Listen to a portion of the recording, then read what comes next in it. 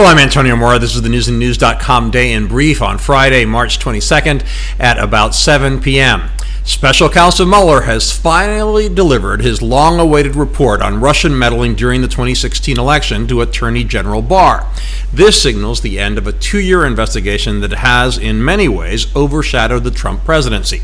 We don't know anything about what it says, but multiple reports indicate a senior Department of Justice official says that no further indictments will be forthcoming. If true, that is great news for Trump and Trump campaign officials. However, the battle lines are already being drawn. Democratic leaders are demanding transparency and that the report be made public immediately. In a statement, Senate Majority Leader Schumer and Speaker Pelosi said, Attorney General Barr must not give President Trump, his lawyers, or his staff any sneak preview of Special Counsel Mueller's findings or evidence, and the White House must not be allowed to interfere in decisions about what parts of those findings or evidence are made public. That could be a problem because the White House has argued it has the right to review the report and possibly claim executive privilege to redact parts of it.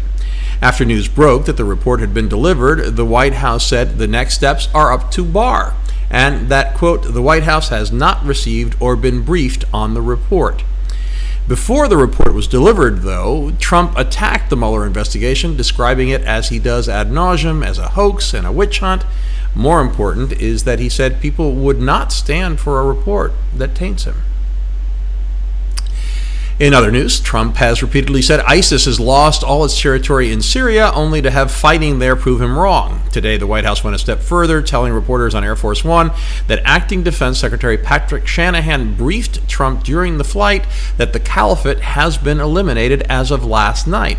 Almost on cue, a spokesman for the U.S.-backed Syrian Democratic Forces tweeted that, quote, heavy fighting continues to finish off whatever remains of ISIS. NPR reports a Pentagon official told its correspondent that the White House took them by surprise.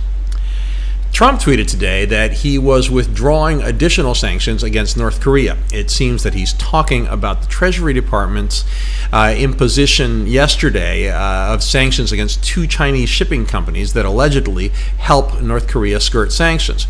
Those sanctions were celebrated in a tweet by National Security Advisor John Bolton. And today, White House officials reportedly said they were confused. Trump's spokeswoman only said President Trump likes Chairman Kim, and he doesn't think these sanctions will be necessary. It seems like we're never going to hear the end of the email scandals. Newly released Hillary Clinton emails from her private server, yes, they're still out there, seem to contradict her statement that she had turned over all her sensitive work-related emails to the State Department. That would seem to be manna from heaven for Trump, who has aggressively attacked her for using personal email accounts for government business, leading to those familiar chants of lock her up at his rallies. However, he may want to avoid the email conversation now because Ivanka Trump and Jared Kushner are accused of having used personal email for White House business. Kushner has also reportedly used WhatsApp to communicate with foreign leaders. Why is it so hard for smart people to just do government business on government devices?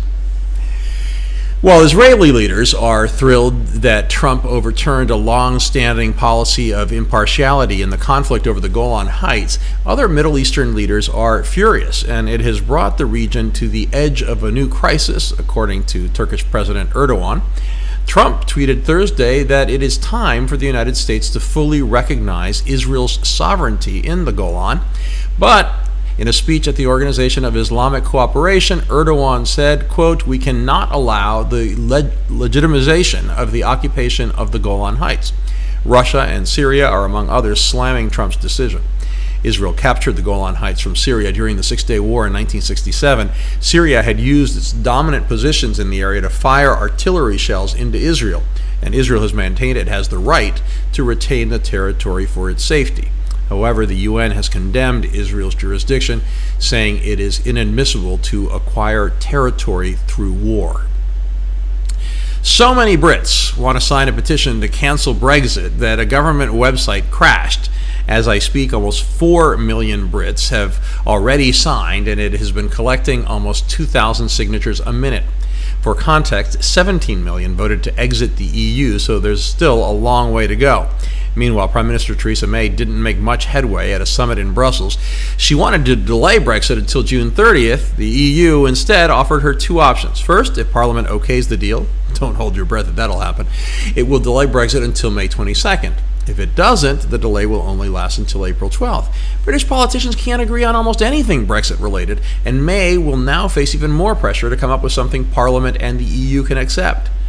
Cabinet members reportedly believe there is now a real chance of a no-deal Brexit, which most business and political leaders think would be catastrophic economically. The ripples from it could be a major blow to an already weakening world economy, something that sent stocks down sharply in the United States. Indonesia's national airline is piling onto Boeing's woes, canceling an order of 49 Boeing 737 MAX planes. It's the first airline to do so after the crash of the Ethiopia Airlines plane. Even before this crash, the DOJ and FBI had launched a criminal investigation into the airplane manufacturer that began after the October Lion Air crash in Indonesia of a similar plane. All sorts of questions are being raised about safety and training at Boeing. Reports claim the pilot of the doomed Ethiopia flight hadn't even practiced on a simulator for the new 737 MAX, that Boeing didn't send manuals to Ethiopia Airlines on the system believed at fault in both cases, and the crashed jets reportedly didn't have a safety feature that could have prevented the crashes because Boeing charged extra for it. The company has reportedly announced that it will no longer do so. The Joe Biden candidacy for president seemed to have been dealt a blow yesterday when CNBC reported that skeptical Democratic donors have told the former vice president that they will not raise money for him, at least at the beginning of the campaign. But today, Politico is reporting that Biden is in fine shape, able to rely on a base of support from major Democratic givers, according to interviews with 20 of former President Obama's top fundraisers.